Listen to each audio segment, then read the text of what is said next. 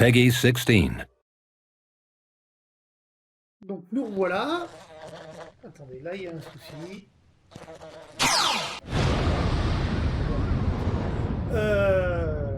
Donc nous voilà pour le deuxième exercice de ce TD3. Donc là, l'exercice il est relativement simple, hein. On vous dit qu'il y a un quadripôle Q dont on connaît la matrice de transfert. Donc la matrice de transfert, eh bien, elle est notée sous la forme de 4 paramètres, A, B, C, D. Et la question qu'on se pose ici, c'est calculer l'impédance du quadripôle dans chacun des cas suivants. Si la sortie est en circuit ouvert, si la sortie est court-circuitée, si elle est chargée par une résistance R, et puis en dernier lieu, on demande de calculer la tension de sortie si on alimente donc ce quadripôle avec une source d'impédance interne, ρ. On est parti. Donc, si ça veut bien marcher, oui, ça marche, c'est la fête. Donc, première question, calculer l'impédance d'entrée du quadripôle si sa sortie est un circuit ouvert. Donc, si la sortie est en circuit ouvert, ça veut donc dire que à la sortie ici, on a une impédance qui est infinie. Puis on a une impédance infinie, ça veut donc dire qu'il n'y a pas de courant I2 qui circule à ce niveau-là. Donc, s'il n'y a pas de courant I2, alors on peut écrire la chose suivante sur la deuxième ligne de la matrice de transfert, d'accord? Si on développe la deuxième ligne de la matrice de transfert qui nous dit que I2 est égal à CV1 moins DI1, eh bien, on sait tout simplement que CV1 va être égal à DI1. Et de cette manière-là, comme l'impédance d'entrée ZE est égale à V1 sur I1, on en déduit donc que l'impédance d'entrée, c'est D sur C. Deuxième cas de figure. Maintenant, on nous demande la même question si la sortie est court-circuitée.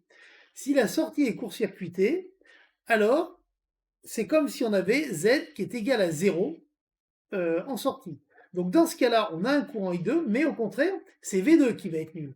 Puisque effectivement, si on court-circuite la sortie, eh bien on voit bien que la différence de potentiel ici va être nulle. Dans ce cas de figure, eh bien on va réutiliser non plus la deuxième ligne de la matrice de transfert, mais la première. V2 est égal à AV1I1 moins BI1. Et dans ce cas-là, on va avoir AV1 qui va être égal à BI1, puisque V2 est égal à 0. Ça nous amène exactement à la même démarche que précédemment. Z2 est égal à V1 sur I1, et donc par conséquent, B sur A.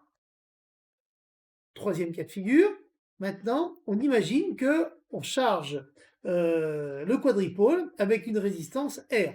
Donc là, ce coup-ci, on ne peut pas faire les deux subterfuges précédents, mais c'est pas grave. Ce que l'on peut faire, tout simplement, c'est faire apparaître le courant I2, le courant I2 en fonction de V2. Et comme on a une résistance, c'est assez pratique. On sait tout simplement que V2, c'est la loi d'Ohm, hein, va être égal à RI2, donc c'est ce qu'on écrit ici. Moins RI2, pardon, excusez-moi, puisque vous voyez que le courant I2 est dans le même sens que V2, donc convention récepteur. On va donc écrire que moins RI2 est égal à AV1 moins BI1.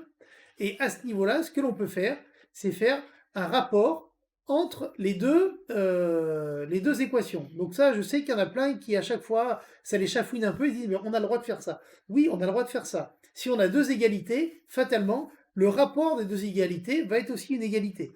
Et donc, vous pouvez écrire que moins RI2 sur I2 est égal à AV1 moins BI1 sur CV1 moins DI1. À partir de là, eh bien, vous allez avoir la chose suivante. Et pourquoi est-ce que l'on fait ça? Tout simplement parce qu'on arrive à simplifier par I2 en faisant ça. D'accord? Et donc, cette relation-là, eh bien, vous avez juste à la retriturer de manière à avoir les I1 d'un côté et les V1 de l'autre. Et à partir de là, eh bien, on va avoir donc l'impédance d'entrée, ZE, qui est le rapport de V1 sur I1, et fatalement le rapport de RD plus B sur RC plus A. On remarque accessoirement qu'on retrouve bien les deux équations précédentes, à savoir si R est égal à 0, dans ce cas-là, on aura bien le rapport B sur A. Au contraire, si R tend vers plus l'infini, alors c'est ce rapport qui va prendre le dessus par rapport à B sur A, et on aura bien le rapport D sur C. Voilà, donc ça, on en a fini pour cette première partie de l'exercice, qui était relativement simple.